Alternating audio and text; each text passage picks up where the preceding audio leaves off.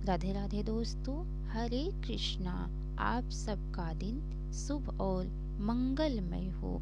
आज फाल्गुन मास के शुक्ल पक्ष की द्वादशी तिथि है और आज मैं आप सबको भगवान भोलेनाथ से जुड़ी हुई फाल्गुन मास की कथा सुनाने जा रही हूँ। अगर अच्छी लगे तो लाइक करके कमेंट बॉक्स में जरूर बताइएगा। तो चलिए आप सबको फाल्गुन मास की कथा सुनाती हूँ। नंदीश्वर बोले, हे सनत कुमार, अब आप शंकर जी के महाकाल आदि 10 अवतारों को भक्ति पूर्वक सुनाइए।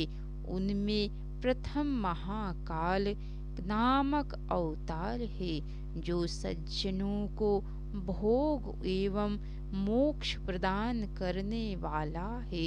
इस अवतार में उनकी शक्ति महाकाली है जो भक्तों को अभिष्ट पद प्रदान करती है।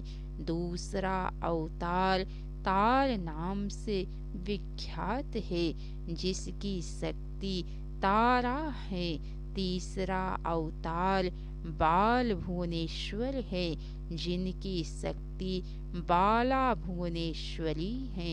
चौथा अवतार खोडस श्री विद्येश के रूप में हुआ। इनकी महाशक्ति खोडसी श्री महाविद्या है। पांचवा अवतार भैरव नाम से प्रसिद्ध है। उनकी महाशक्ति गिरजा भैरवी है। शिव का छठा अवतार छिन्न मस्तक है जिनकी महाशक्ति छिन्न मस्तका गिरजा है। सातवें अवतार का नाम धूमवान है। इनकी शक्ति धूमावती है। आठवां अवतार बगला मुख है जिनकी शक्ति बगला मुखी है। नौवां अवतार मातंग नाम से विख्यात है जिनकी शक्ति मातंगी है। 10वां अवतार कमल नामक शंभु है। इनकी शक्ति पार्वती का नाम कमला है। शिव जी के ये 10 अवतार हैं जो सज्जनों एवं भक्तों को सर्वदा सुख देने वाले तथा उन्हें मुक्ति एवं भुक्ति प्रदान करने वाले हैं। नंदीश्वर कहते हैं, हे महामुने, अब तुम शंभु के एक दूसरे चरित्र को, जिसमें शंकर जी धर्म के लिए दुर्वासा होकर प्रकट हुए थे, प्रेम पूर्वक श्रवण करो। अनसुईया के पति ब्रह्मवेत्या अत्रि ने ब्रह्मा जी के निर्देशानुसार पत्नी सहित ऋक्षकूल पर्वत पर जाकर पुत्र की कामना से घोर तप किया। उनके तप से प्रसन्न होकर ब्रह्मा विष्णु महेश तीनों उनके आश्रम पर गए और कहा, हमारे अंश से तुम्हारे 3 पुत्र होंगे।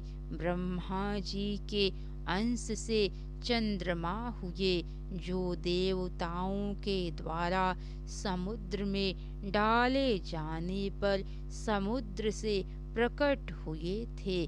विष्णु के अंश से श्रेष्ठ संन्यास पद्धति को प्रचलित करने वाले दत्तात्रेय प्रकट हुए और रुद्र के अंश से मुनिवर दुर्वासा ने जन्म लिया। इन दुर्वासा ने महाराज अम्बरीश की परीक्षा की। इन्होंने भगवान राम की परीक्षा की। इन्होंने भगवान श्री कृष्ण की परीक्षा की और उनको श्री रुक्मिणी सहित रथ में जोता। उसके बाद दुर्वासा मुनि ने अनेक विचित्र चरित्र किए। मुने, अब तुम हनुमान जी का चरित्र श्रवण करो। हनुमत रूप से शिवजी ने बड़ी उत्तम लीलाएं की। एक समय की बात है, जब अत्यंत अद्भुत लीला करने वाले भगवान शंभु को भगवान विष्णु के मोहिनी रूप का दर्शन प्राप्त हुआ, तब कामदेव के बाणों से आहत होकर उन परमेश्वर ने राम काल की सिद्धि के लिए अपना वीर्य पात किया। तब सप्तर्षियों ने उस वीर्य को पत्र पुटक में स्थापित कर राम काल की सिद्धि के लिए गौतम कन्या अंजनी में कान के रास्ते स्थापित कर दिया। समय आने पर उस गर्भ से शंभु महान बल पराक्रम से संपन्न वानर शरीर धारण करके उत्पन्न हुए। उनका नाम हनुमान रखा गया। महाबली हनुमान जब शिशु ही थे, उसी समय उदय होते हुए सूर्य बिंब को छोटा सा फल समझकर तुरंत ही निगल गए। बाद में उन्होंने उसे महाबली सूर्य जानकर उगल दिया। देवर्षियों ने उन्हें शिव का अवतार माना और बहुत से वरदान दिए। फिर माता की आज्ञा से धीर वीर हनुमान ने सूर्य के निकट जाकर उनसे अनायास ही सारी विद्याएं सीख ली। तदंतर नंदीश्वर ने भगवान राम का संपूर्ण चरित्र संक्षेप में वर्णन करके कहा, हे महामुनि, कपि श्रेष्ठ हनुमान ने सब तरह से श्री राम का कार्य संपूर्ण किया, नाना प्रकार की लीलाएं की। एक समय दैत्यों ने वृत्तासुर की सहायता से इंद्र आदि समस्त देवताओं को पराजित कर दिया। तब उन सभी देवताओं ने तथा देवर्षियों ने ब्रह्मलोक जाकर ब्रह्मा जी से अपना दुख कह सुनाया। ब्रह्मा जी ने सारा रहस्य प्रकट करते हुए कहा कि यह सब त्वष्टा की करतूत है। त्वष्टा ने ही तुम लोगों का वध करने के लिए तपस्या द्वारा इस महातेजस्वी वृत्तासुर को उत्पन्न किया है।